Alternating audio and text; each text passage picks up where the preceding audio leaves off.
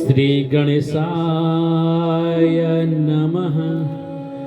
सच्चिदानंदरूपाय विश्वोत्पत्त्यादिहेतवे तापत्रय विनाशाय श्रीकृष्णाय वयं नुमः। अब ये 1000 चतुर्युग का ब्रह्मा एक ही दिन का होता है। इसी को कल्प कहते हैं। यानी कल्प के बारे में हम बताते हैं। एक कल्प में कितने मनु होते हैं? 14 मनु होते हैं। और इतने समय की ही ब्रह्मा की रात होती है। उस रात के समय में तीनों लोकों का प्रलय में अंतर्भाव हो जाता है। इसी को नैमित्तिक प्रलय कहते हैं। और इसमें ब्रह्मा जी सारे लोकों को समेटकर क्या करते हैं? शयन करते हैं। और चतुर्युग, एक सत्य युग, 2 त्रेता युग, 3 द्वापर और 4 कलियुग। समय देखिए, कलियुग 4,32,000 वर्ष का होता है। और द्वापर युग 8,64,000 वर्ष का। और त्रेता युग 12,96,000 वर्ष का। सत्ययुग, कृतयुग यानी 17,28,000 वर्ष। अच्छा, ब्रह्मा के द्वैत प्रार्थ बीत जाने पर महत्व, अहंकार और पंचतंत्र मात्राएं प्रकृति में क्या होती है? लीन हो जाती है। उस समय प्रकृति में स्थूल अथवा सूक्ष्म रूप से बाड़ी, मन, सत्वगुण, रजोगुण, तमोगुण आदि विकार और उसके देवता नहीं रहते। सृष्टि के समय रहने वाले लोकों की कल्पना और उनकी स्थिति भी नहीं रहती। सब कुछ सोए हुए हाथ के समान हो जाता है। जब बुद्धि, इंद्रिया और अर्थ रूप से इनका आश्रय भूत ज्ञान ही प्रतीत होता है।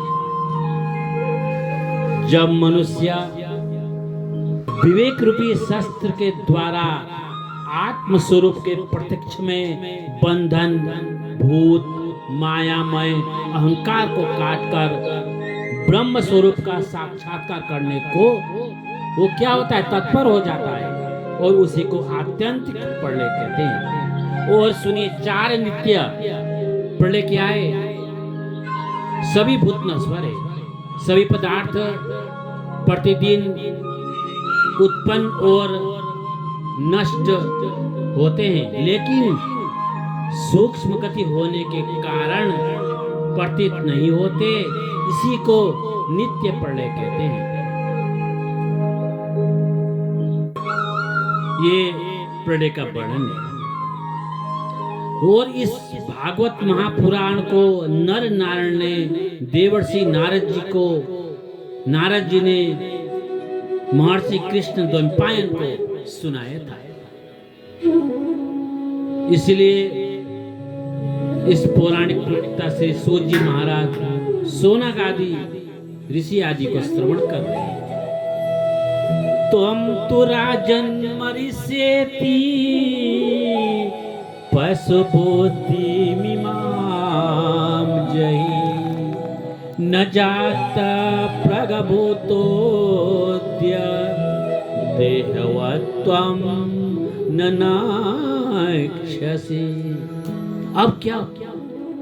वो राजा को बोल रहे हैं, राजन अब मैं मर जाऊंगा, इस अविवेक को छोड़ दीजिए, क्योंकि जिस प्रकार से यह शरीर पहले नहीं था अब उत्पन्न हुआ और ये नष्ट हो जाएगा। यह बात आत्मा के विषय में नहीं, बल्कि इस समय वो काल में भी है और आगे भी रहेगा। न भविष्यति भूत्वा त्वं पुत्र पौत्राति रूपवान बीजांकरवत् देहात् दिव्य अतिरिक्तो यथा नर। यह इस शरीर में ये पिता रूप से था और उसी शरीर से पुत्र रूप में होना असंभव है। इसलिए ये मेरी उत्पत्ति तथा विनाश निश्चित है।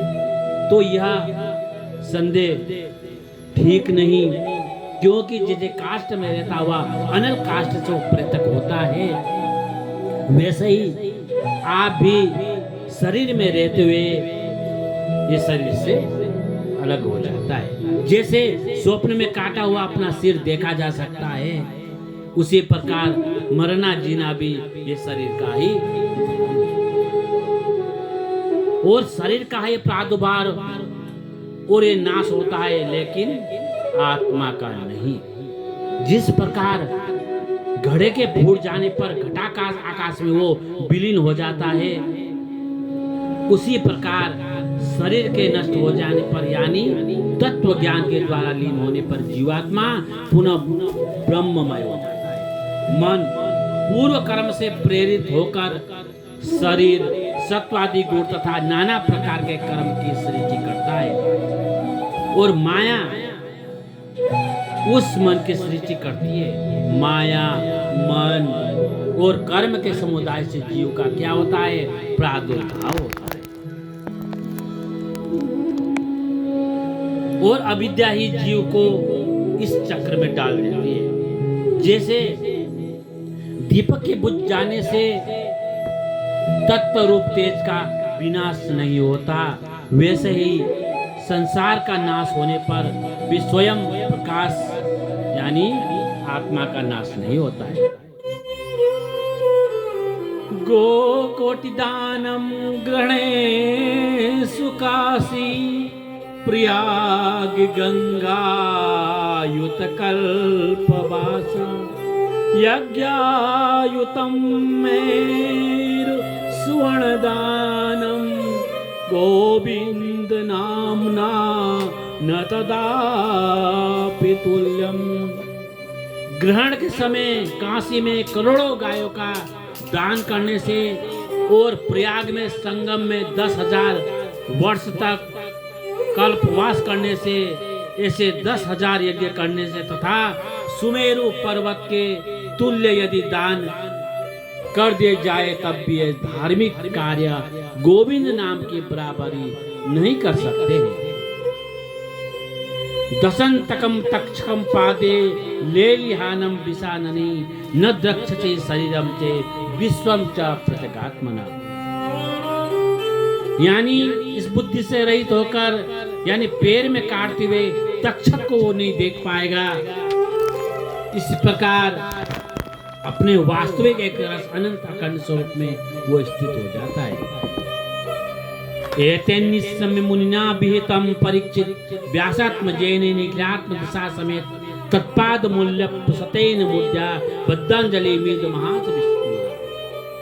संपूर्ण जगत को आत्म रूप में देखने वाले, समभाव रखने वाले व्यास पुत्र श्री सुखदेव जी भगवान के उस परम अद्भुत चरित्र को सुनकर राजा परीक्षित ने, दूसरा नाम उनका क्या था? विष्णु राज था, और सुखदेव जी के पास पहुंचकर हाथ जोड़कर प्रणाम करते हैं और कहते हैं पुराण समिता मेता श्रोषम भवतु वयम यस्सम खलुत्तम श्लोको भगवान अनुवर्णवति। हे प्रभु, मैंने और हम सभी बहुत से लोगों ने आपके श्री मुखार बिंद से श्रीमद् भागवत महापुराण का श्रवण किया, जिसमें पद पद पर श्री बड़े ज्ञानी आत्माराम पुरुष रमते हैं। भगवत तक्षका दिव्यो मृत्यु भिन्न विमम में